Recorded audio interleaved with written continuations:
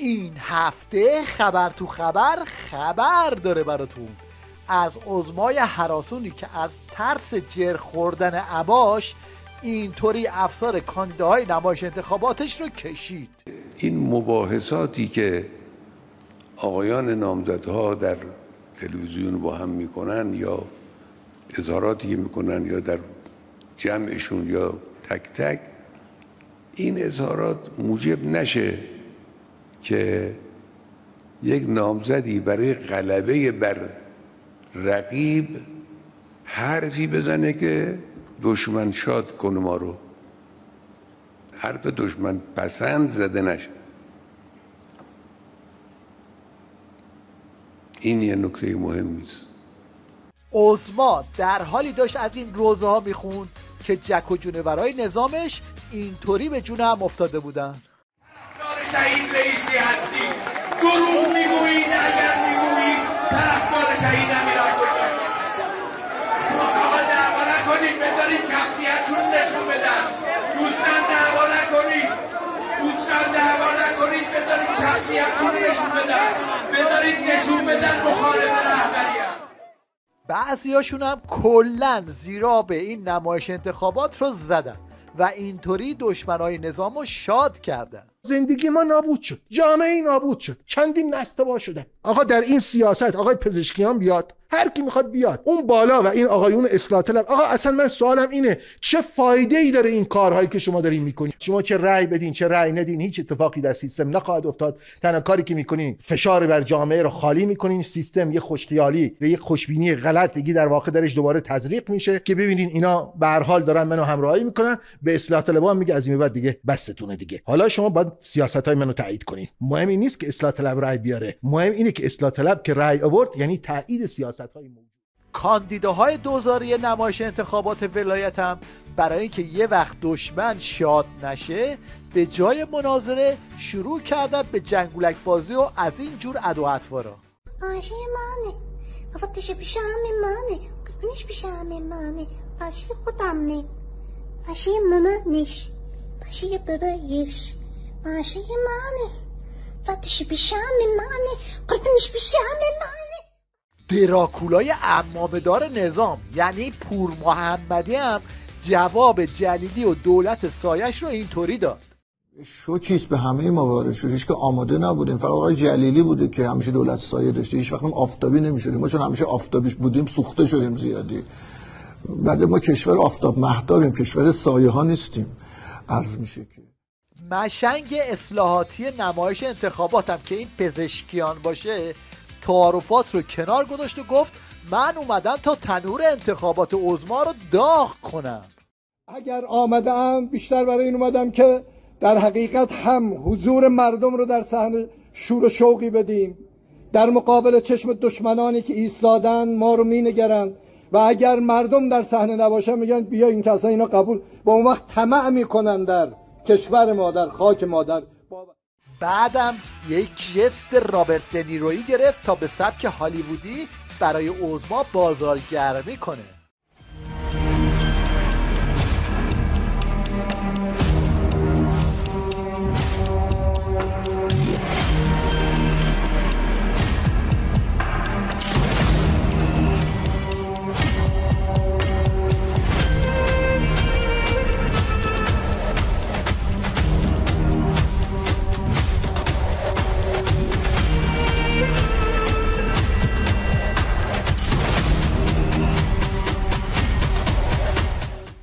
از وسط این نمایش مضحکم چنین چیزی بیرون زد که بعد مجبور شدن سانسورش کنن. 90% جوان‌ها حتی دنبال اینن بقیه رو راضی کنن که رأی ندن، نه اینکه به کی رأی بدن. الان بحث این نیست که ما ببینیم برنامه شما داخل خودرو چیه، داخل انرژی چیه، داخل استارتاپ چیه. نه، من خودم به شخصه کسی هم که اطرافیانمو تشویق میکنم به اینکه رأی ندن. خلاصه این که معلوم شد این پزشکیان تو نشونه گیری برای گرم کردن تنور عظما بعد جوری بوز آورده.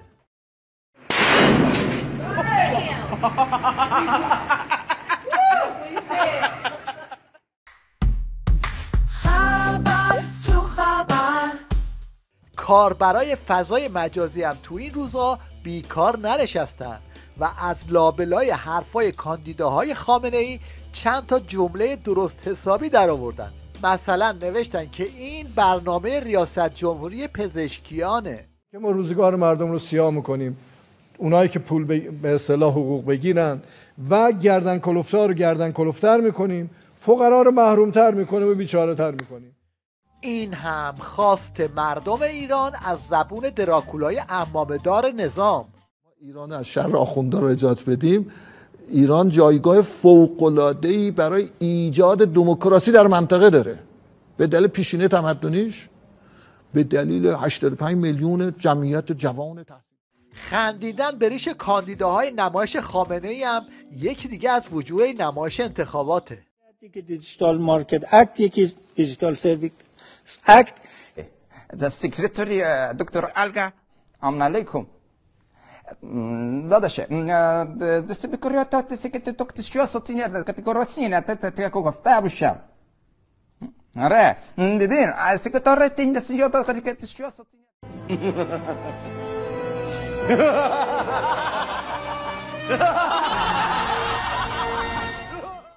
پاسدار قالیباف یه مشنگی رو به عنوان مشاورش آورده که مثلا از کاراش تعریف کنه، اما اون طرف خودش نمیدونه قالیباف چه غلطایی کرده. کسی رو میخوایم که تجربه داشته باشه، در سطح ملی کار کرده باشه، که سیستم‌های کهنه و قدیمی رو به روز کرده باشه. کسی رو میخوایم که شرکت واحد کهنه رو تبدیل به بیارتی کرده باشه. پلیسای گشت زن تو شهر رو تبدیل به پلیس 110 و سیستم چی بود اسمش اون زحمتی که کشیدین؟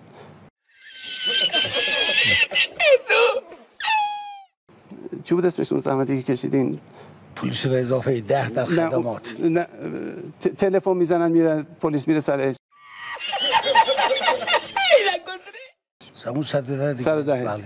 20 دقیقه با 110. بله. النهایه اون چیزی که تو این نمایش انتخابات داغ شد بازار سوتی بازاراش بود. مثلا پزشکیان زد شیخ بری رو اینطوری دراز کرد. همه این دولت ها، چه دولت شهید روحانی، چه شهید بست، همه این دولت ها، چه دولت شهید روحانی، چه شهید بست،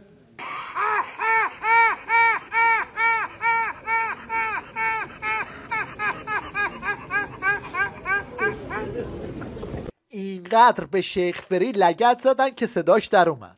مناظرات انتخاباتی، حالا ترکیبی که به هر حال شورای نگهبان بر هر مبانی درست کرده که من الان نمیخوام وارد اون بحث بشم، یه ترکیبی درست کرده که بر مبنای این که حداقل 2 نفر از این ترکیب وظیفه اصلیشون حتاکی و فحاشیه، یعنی اصلا آمدن برای این کار، برای اینکه فحش بدن، توهین کنن. و توهینم بحث حسن روحانی یا دولت تدبیر امید نیست، اصل مبارزه با تفکره. اما از اون طرف وزیر کابینه شیخ فری اومد و با این پرت و پلاها شروع کرد به باد زدن منقل عظما. شاید دنبال این باشن که نیستمتون بشه، ولی بیاید با هم که هستمتون بشه، که رأیمون بشه. شاید دنبال این باشن که نیستمتون بشه، ولی بیاید با هم که هستمتون بشه، که رأیمون بشه. حال و روز عظما توی نمایش انتخابات یه چیزی توی این مایه هاست. ¡ay, Miguel! ¡Miguel! ¿De dónde vamos, Clau? خبر تو خبر. این داستان کاندیداهای روکشی و پوششی باند عظما هم داره کار دستش میده. طوری شده که صدای نوچه‌های عظما توی استبل ولایت هم در اومده. و نکته بعدی به کاندیداهای محترمی که با ولایت و ولایت مداری مشهورن. عزیزان من، دلدادگان به انقلاب اسلامی از شما انتظار اجماع دارند، از اینکه به گزینه واحد برسید. چرا ملت ایران را سرگردان کردید؟ یکی از این جماعت سرگردون این زرقامیه که میگه میخواد قرعه کشی کنه. آخرین صحبتی که با ما خانواده‌ام داشتن دیدم بین 3-4 تا میخوان قرعه کشی کنن. بعدم نیست.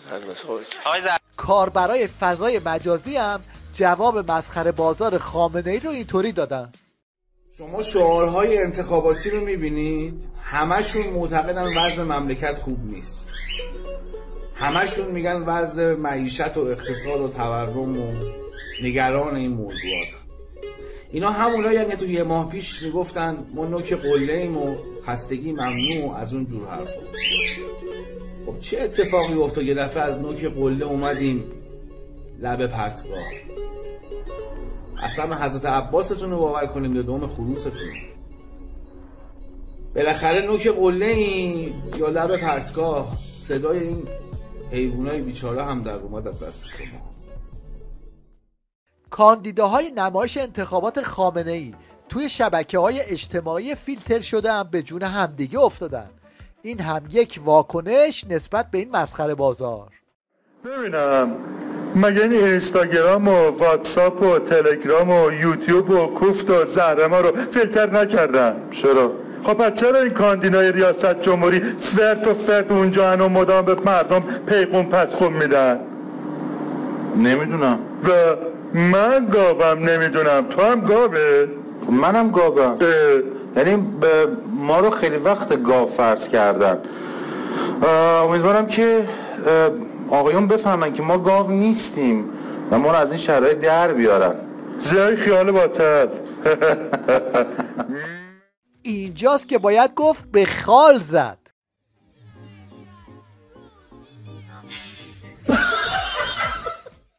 این کاندیدای پوششی هم اومد از خمینی ملعون تعریف کنه، بند رو آب داد و گفت خمینی هندی بوده. امام رحمت الله علیه 7 نسلش از میر حامد حسین هندی بزرگ زحمت میکشن تا حضرت امام تربیت بشود و بیاد عالم رو تغییر بده. پس این بحث حالا که تا اینجا اومدیم یادی هم بکنیم از حرفای این آخوند که ریاست جمهوری توی نظام ولایت رو اینطوری تعریف کرده بود. آقای رئیس جمهور، تو رئیس جمهور نیستی، تو تدارکاتچی. این مملکت رو آقا نسخ زدن برای مشت آدم های 2500 600 نفر آدم، هی میچرخوننش. یه دوره این آقا میشه رئیس جمهور، اونا میشن نمیدونم فلان. یه دو بعد جالبش اینه که همه با هم فامیلن، تو یه آخور با هم میخورن، چپ و راست ما تو یه آخور با هم میخورن. یه عده‌ام که تو نظام ولایت هنوز میخوان از کتلت پارتی رئیسی نون بخورن، رفتن از محل کوکو شدن رئیسی امامزاده درست کردن.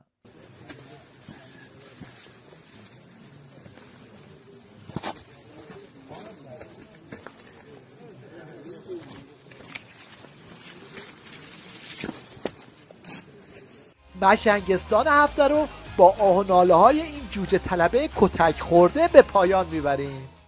با دوستم رفتیم واسه بستنی خوردن که متوجه شدیم این صندلی 2 تا صندلی برترمون 6 تا جوون 3 تا دختر 6 تا پسر که وضعشون خیلی نامناسب بود و بعد حرفای رکیکی میزدن. اونجا من یه نگاهی کردم، یه نگاه معناداری کردم بهشون که یه ذره خودشون رو جمع کنن. منو صدا کرد گفت هی اسیدی داری چی نگاه میکنی اینا؟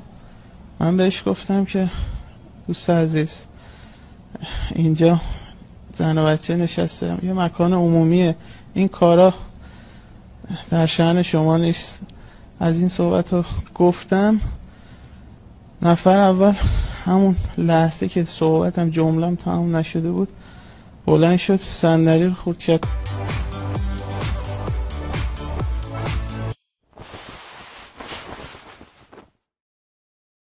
در پایان توجه شما رو به یه بازی خطرناک جلب می‌کنیم که حتی دیدنش هم دلهره آوره.